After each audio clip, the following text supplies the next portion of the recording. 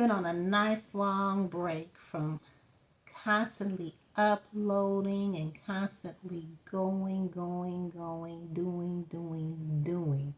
It's hard to hear what your body, your mind, or spirit is trying to tell you when you're constantly going. At times, I get concerned about ghosting this platform for long periods of time. I understand that no one belongs to me. And if you're here, whether it's for just this moment, every now and then, or every step of the way, it's because you want to be here. It's for a reason beyond my control, and I am just grateful to have you.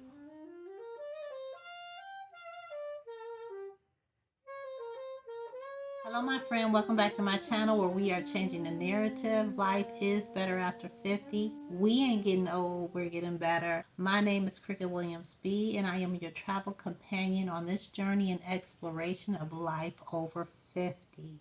For a few months, I've been struggling to practice my saxophone. I would do good for a good while, but then I would drop off. Life would happen again, and I would find myself not practicing. So my mom reached out to me back in June, expressing her need for closure since my dad's passing back in 1993. She decided to have a memorial for my dad on his birthday, and that is August 6th. And she asked me if I would play my saxophone. Every time someone asks me to play my sax, I always tense up because I don't know any songs. I just work on scales, long tones, and playing etudes out of my book. And I've just returned to doing that just a few years ago, but not being very consistent. My dad inspired and cultivated my interest in music. He believed that I was as good as those professional saxophonists we would hear on late night talk shows. He just really believed I could succeed as a musician. My dad didn't understand the technical side though. He just knew what he heard. And for me, I understood that there were things on the technical side I needed to get down to be considered a serious musician, especially by my colleagues or fellow musicians. So I thought to myself, I don't want to let my dad down. For him to see that I hadn't made any progress since he left this side of heaven. Like, my brain knows my daddy isn't in that grave, but it's the whole symbolism of his grave site, the place where we last seen him or left him. That messes with me emotionally, but my mom needs this closure. So I had this conversation with God. I don't know what I'm going to play, and I need your help. After a month of doing nothing, I mean, absolutely nothing, I hadn't even picked up my sax. It came to me the very first song I've ever tried to play on my soprano sax, exactly 40 years ago.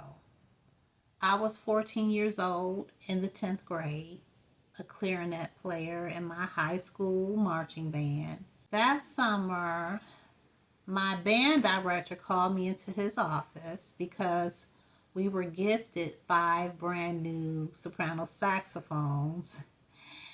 He wanted to know if I would be interested in switching from the clarinet to the soprano sax. Well, little did he know it was a dream come true for me because I had been wanting no, obsessing with playing the sax since the seventh grade, but my parents, they could not afford to get me one. And they didn't have the money to send me to have lessons. I was already taking violin lessons. So, with this new soprano sax, it was an opportunity to teach myself. And the very first song I learned by ear was Easy Loving You by Grover Washington Jr. from my dad's record collection. It seemed very easy, but there were parts that were extremely difficult, especially at a beginner level. However, I pushed through and I learned as much as I could. So I revisited this song at the beginning of this month, and I have been having so much fun. This passion ignited on the inside of me that I hadn't felt for my saxophone in a long time. It was then that I realized that I stepped away from the joy of playing my sax. I find so much joy transcribing or learning songs by ear just to see if I can do it. It's like solving a mystery or puzzle for me. I love the challenge and just playing it for the fun of it.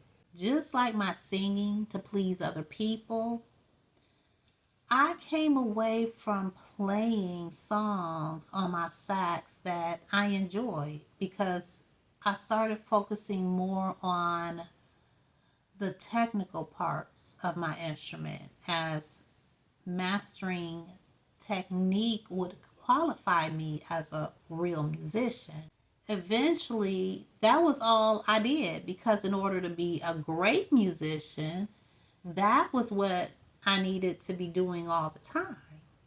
At least that was my understanding, the impression I got while I was going to school. I thought it would make me a serious and successful musician. And I craved for people to take me seriously because growing up, I never felt like I was ever being taken seriously. I was told that I was too silly, too emotional, treated like I was ditzy, insignificant, like I didn't know what I was doing, like I didn't know what I was talking about, like my opinion didn't matter. My voice didn't matter. In our household growing up, it was strongly implied that respect and high earning equated to being an honor roll student and or pursuing a higher education. But I wasn't an honor roll student. Not consistently anyway. I made honor roll. I mean, not every quarter and not every year, but so I figured that striving to be a serious musician, going to Berklee College of Music would validate me and earn me the respect I so craved from my parents, especially my mom. But I didn't finish college. And I talked about that in an earlier video, how I lost my full scholarship. Now I understand that being too rigid, too serious had never benefited me because it was never me. My personality, I've always just wanted to be my carefree self and just have fun. I stepped away from the fun and joy of playing in pursuit of respect. True success is finding joy in what you do and just being good at being you. There is absolute freedom in just being true to yourself. So, all those years of struggling with my sax, I was just bored. Long tone scales and etudes can be boring if that's all I do. Since I've been learning this song, it's been hard to put my saxophone down. All I want to do is play. My husband said, that's a good thing. But my neighbors, well, they may disagree. I feel like it's a reminder by my dad to follow that thing that gives me joy. He once told me, Cricket, if it's music you want to do that and nothing else. because I was running around jumping into things that my mother told me that I would be good at. And that's all I've been doing lately, just transcribing. Now, I do plan to eventually add a little more time on the scales and sight reading, but right now I am just having so much fun learning this song. Now I'm planning to learn more songs to both play and sing. I don't know if I will know the whole song by August 6th, but it doesn't even matter.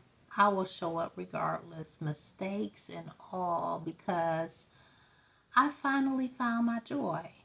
I am finally playing for me and not the expectations of other people, doing what brings me joy. And I feel that's all my dad truly ever wanted from me. Okay, my friend, let me know in the comments section if there was something in this video that resonated with you. I feel that I'm not alone. Sometimes it can take us a while to find ourselves in a world that is always dictating what success should look like. And if you are someone like me who's finally returning to what brings you joy, welcome back. Thanks for watching. I look forward to sharing with you on my next video. Love you much. Peace and God bless.